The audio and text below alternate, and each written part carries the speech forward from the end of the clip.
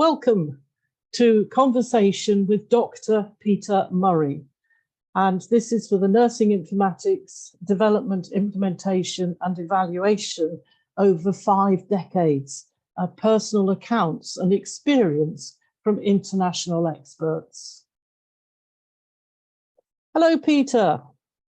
Hello, Paula. Nice to talk to you.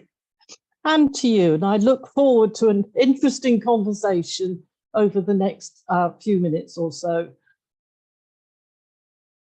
Peter, can I first ask you, you've had a long period in informatics, but can you describe and tell us a little bit about your journey through informatics from the early beginnings to the massive heights that you managed later on in your career? Yeah, I don't think I've been involved as long as you and some other people, but I think I probably started fairly soon after I'd qualified as a nurse, clinical nurse working in coronary care. I'd done some playing around with computers before then in their very early days, things like Sinclair Spectrum and some of the very early desktops where you had to use a cassette tape and you could actually essentially type in the program yourself to code it and record it. But when I was working on coronary care, one of the things we were doing was working on patient education post heart attack, post myocardial infarction. And it seems to me that although we had a lot of the equipment there and recording things for people and taking a lot of information, we're essentially giving the same block of information to every single patient, whether they're male, female, young, old, whatever type of heart attack they'd had, whatever their experience, background, life skills, where they lived, all these kinds of things, diet, all these kinds of things. So I was interested in using the information that we had or could get to try and personalize the information we were giving to the patients. So that was one of the things I started being involved in, using some kind of paper-based information system. Then when I got my own first personal computer, because of starting work with the starting a degree with the Open University, I looked at putting some of that information on computer as well. And I think it sort of grew from there. Once the early days of the web started, and I started using the internet and some of the internet chat rooms pre-web that had been set up particularly by nurses in the States through the National Library of Medicine and some of the other programs. I started to get in contact with nurses internationally who were involved in informatics. By that time, I'd been involved in the British Computer Society's nursing specialist group for quite a few years as well, and had met people like yourself and Graham Wright and Heather and many of the other UK people that people will be familiar with. And then I suppose it just sort of grew from there as far as my interest and my involvement and my experience and meeting other people. I think one of the first big things for me was the first international nursing informatics conference I went to, which was put on in the States by the Rutgers University. Met a lot of the people there who I came to interact with over many, many years and who influenced me. And then from there, around about that same time, I became the UK representative to the IMIA Nursing Informatics Group, became more involved through those international channels and through IMIA, became the UK IMIA representative, and then on the IMIA board and so on, and then sort of my journey through IMIA, through attending Medinfo's, IMIA congresses, FME events, all those kinds of things. And then once Steve Husing died, took over from him as IMIA Executive Director, CEO, until I decided I'd probably done that for long enough, and other people should probably be involved. And it was about time to retire because Liz had retired as well. So it seemed about an appropriate time to step back from the active involvement. I've had a bit of a rest now and feel a bit more willing to perhaps become re-engaged with one or two things. So that's a brief journey, I think. a brief journey, but a very deep journey, an incredibly important journey as well for all of us to have you at the helm in certain stages of your career. So you mentioned a little bit about starting with the old Sinclair Spectrum and all those computers and things. But what area of informatics were you worked in that you perhaps liked the best or didn't like the best? Was there anything in particular in your career that stood out for you? Well, I think probably even from the very early days, because we're talking about patient education, and obviously part of the role of any clinical nurse, particularly working in specialist area like coronary care, is not just patient education, but mentoring of junior nurses and colleagues and things as well. So I think probably the mainstay through all that I've done in the nursing informatics and informatics journey has been education. Face-to-face education, distance education, computer-based education, developing education programs, looking at ways in which technology and information systems can be used in education, exploring new ways, new tools, becoming involved in sort of, open learning, distance learning, different types of software, open source software. So I suppose, and going on eventually into some, the more mentoring and trying to foster other people. A lot of it's been about using informatics tools and skills for education purposes, primarily around nursing and nursing informatics, but also, perhaps a little more broadly as well through the international work that I did, not just through what you'd been doing through your involvements with the CTI Centre and those kinds of organisations, but teaching in the UK on programmes, and also teaching internationally on programmes such as the ones that Graham and Helen set up in South Africa. But thank you. There does seem to be a link between leadership and education, and certainly I think from what you just said, that link is very strong in every aspect of your work, which is great. Were there any particular people who influenced you and inspired you to take you on your informatics journey? Probably too many. It's probably too many to mention, actually. I was thinking about this, and people, once I became involved internationally, people like Sue Newbold in the States, who's been involved for many, many years, got to know her very well and very closely and worked a lot with her. Patty Brennan was of another big influence. I got to know her through the online channels, and then through her work when she's working in the universities in the States and well before. And I think she, everything that she had done was probably a big influence. A lot of UK colleagues like yourself and Heather and Graham obviously had influences on what I did and the way I approach things. I'm trying to think of others. I suppose a lot of the colleagues that we've shared within the nursing informatics sphere, colleagues in Australia like Joan and Evelyn. I'm trying to think of it now. I'm trying to think about.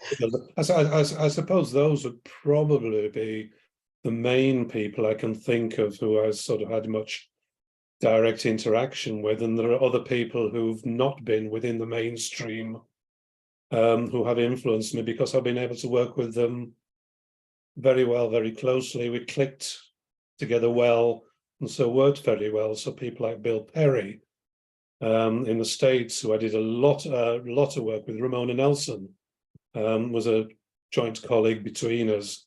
I did a lot of work with them, and Bill's now retired and he's not actively involved. Scott Eardley in Buffalo was another person who I got to know through these international links and going to conferences in the States, who's not been mainstream informatics organizations, but who, you know, he and I have worked together well and, you know, done quite a lot of things, I think. As you say, it is often a very big list of people who've influenced in some small or very large way. Yeah, And again, I think that's one of the things about, for me, it's about informatics, is it's about sharing and it's about exchanging ideas and things. And you're very good at that. Do you think, can you think of anybody or anything that you think you've inspired in particular over your career? What have inspired me, or who I've No, you've inspired them. Sorry, I didn't word that very well. Oh yeah, I'm not sure. I mean, one of the things I've always been interested in, perhaps not being able to do it as much as I'd like to, is this whole mentoring and trying to foster and bring on new people. You know, trying to set an example and share ideas, bat ideas around with people, and trying to foster people who seem to be keen and interested and share some of the same ideas. I was thinking possibly the cine work you did in the University of Maryland, the Summers Institute of Nursing Informatics. You were a leader in that from the UK perspective. Yeah, I think so. Although I think probably a lot of them probably did pay more attention to their American colleagues rather than to us strange Britishers going over there and doing things. As I was thinking about this, I was thinking of a couple of people in particular, neither of whom are nurses.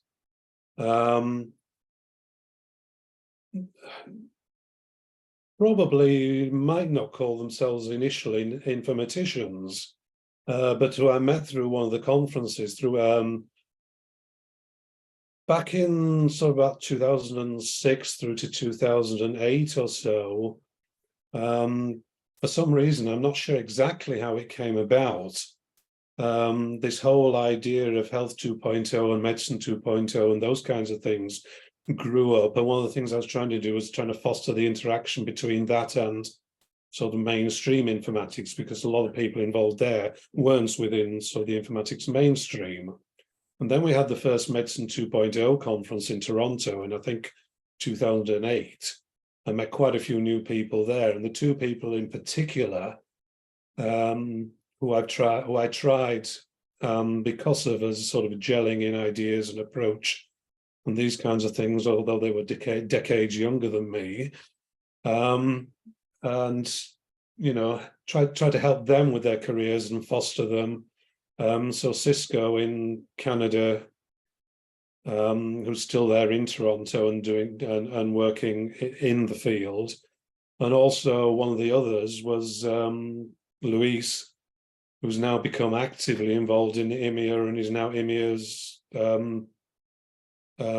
vice president for working groups and special interest groups. So I think fostering him and encouraging him, although I don't think he needed that much encouraging, I think one of the things that I can claim to some degree, and I hope have encouraged other people, not just within the UK, but internationally, to become more actively involved and stay actively involved. And sort of try to reach out, you know, again, beyond, I think, the mainstream of informatics and informatics organizations. It's not always worked successfully. It's not always been easy, but, you know, one of the things I've been interested in trying to do.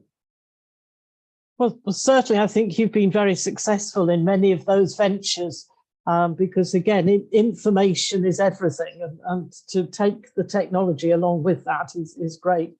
And it is a very wide audience. A very difficult question to answer, that one, Peter, but I think you did very well.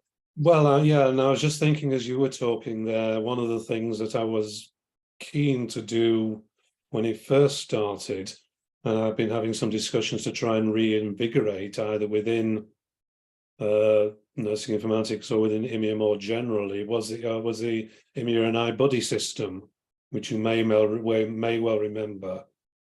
And I think that's to some degree worked reasonably well early on. So we worked with our nursing colleague in Cuba, Uardis, and tried to work with her and her colleagues and encourage them. And so that gave the opportunity to travel to Cuba, which I might not otherwise have had the opportunity to do.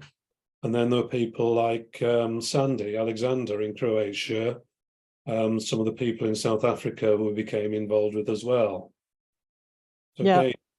again, trying to share and foster links and develop other people. It is, to me, what I'm hearing is it's very much like you are the central cog in a wheel, and all the spokes off the wheel form around and all sort of turning in the same direction, which is excellent. But there must have been challenges. One of a cog meshing with several others, thinking of one of your old diagrams. Oh yes, the great coggies. Yeah. but even with all this greatness and everything else, and what you've described to us, there must have been some challenges you had to face. Can you share one or two of those with us? That's probably, that's always one of the most difficult ones to answer, I think. I think possibly trying to persuade people of that some of your wild and wacky and woolly ideas might be worth exploring. So, for example, some of the work that we did with open source, Graham and myself and others did in the open source area, trying to encourage the use of open source software and open source approaches within education and informatics was, a challenge early on. A lot of organizations were resistant to the idea, but when we started batting it around and sharing it and raising it with people, within the there's a groundswell of interest and enthusiasm that the leadership of the organizations had to take notice of. I think one of the things again was trying to persuade people to try out some of the new technologies and that they might actually be of use. One example I thought of was very early days, there was this thing called Twitter. And very few nurses and people were involved with and didn't think there was much use for or interest in or these kinds of things. And one or two of us set up Twitter accounts and started doing tweets and reports from early conferences. I think NI 2009 was probably one of the first ones that we did it. And nowadays, it's de rigueur for any conference to, have a hashtag and people do tweeting from them, and thousands of tweets from IMIA conferences and these kinds of things, HIMSS conferences and so on and so forth. So I think probably one of the big challenges was trying to persuade people to dip their toe and test the waters in some of these strange ideas. And I couldn't agree with you more. And I think being a pioneer and again a leader, it's very difficult sometimes because you can see the value, but it's trying to get that value set into somebody else's head is often quite tricky. But no, you've been very successful in that. So on the success front, then, what would you reckon is probably your most rewarding aspect of your informatics work and your parts of the journey? I would think what I found most rewarding is the opportunities to, going back to what we were talking about earlier, share ideas, explore ideas with such a wide range of other people from all kinds of different backgrounds and opinions all around the world. It's given me certainly the opportunity to see a lot of places that I'd never would have seen before, meet a lot of people who I probably would never have met, and who, through that interaction, I've been able to work with, some of whom have been big influences on me.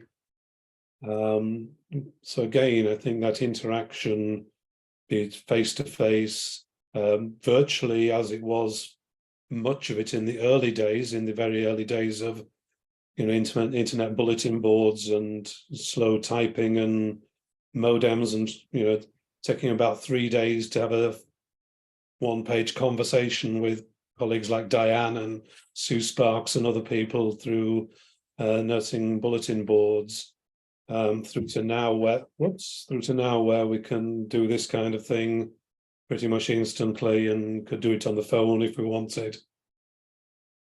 Yeah, it seems to me you're saying a little bit that it's about people again. And I know that a lot of those who may be listening are thinking informatics is all about technology.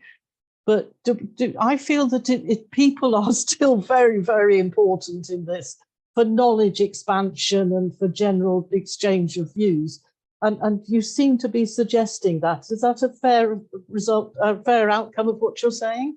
Yes, I think so. And I think it's something that we've both heard many of our colleagues say when we've had these kinds of discussions. The technology can do certain things, it can facilitate certain things, but I think that's often what it is. It's a facilitator, an enabler to support the things that we're doing as people.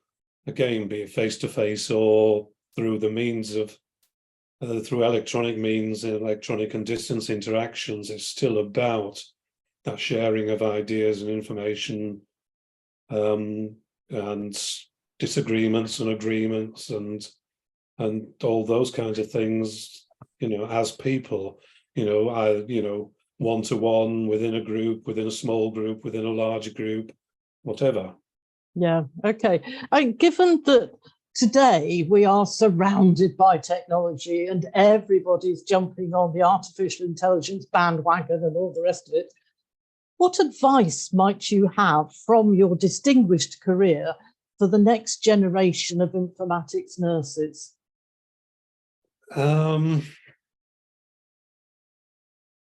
I suppose it would probably be in 2 parts. Probably the main thrust of it would be, just because somebody says it won't work, just ignore them. If you believe in if you think sufficiently strongly that an idea might work, then go with it, give it a try and persuade other people, try and work with other people who might be interested, have similar ideas, similar views, test it out, see if it will work. At the end of the day, it may not. There are lots of things that we've tried over the years that haven't perhaps worked as well as we thought they might, thought they should, hoped they would, for one reason or another, because people finally decided, there's another way we can do that, there's a better way we can do that. The technology maybe no one support it yet, it's too early for it. But again, just because people say, the technology won't do that yet, that doesn't mean we shouldn't try it. The other aspect of it, so, whatever wild and woolly and wacky idea you might have, don't let people just say no. Give it a try, keep persevering. You never know, it might be successful. You've at least tried. The other aspect of it is, at least have an understanding of the history of what we've done before, what we've tried before, what's worked, what hasn't worked. If we know the reasons why, if we've got the lessons, if we have actually learned the lessons. People are always saying, oh, we made a mistake, lessons will be learned. And then they say again 5 minutes later, a year later, we made a mistake, lessons will be learned. So you sometimes wonder whether those lessons ever are learned. But I think there are things we can learn from what the discipline has done in the past, what different people have done in the past.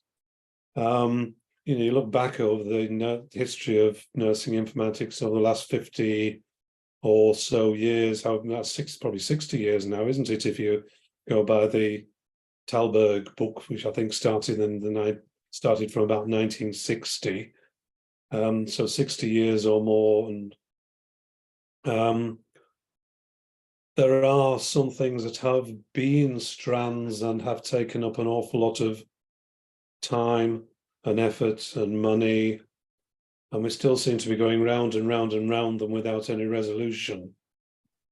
Everybody knows what those ideas are, and so I won't say any more on that.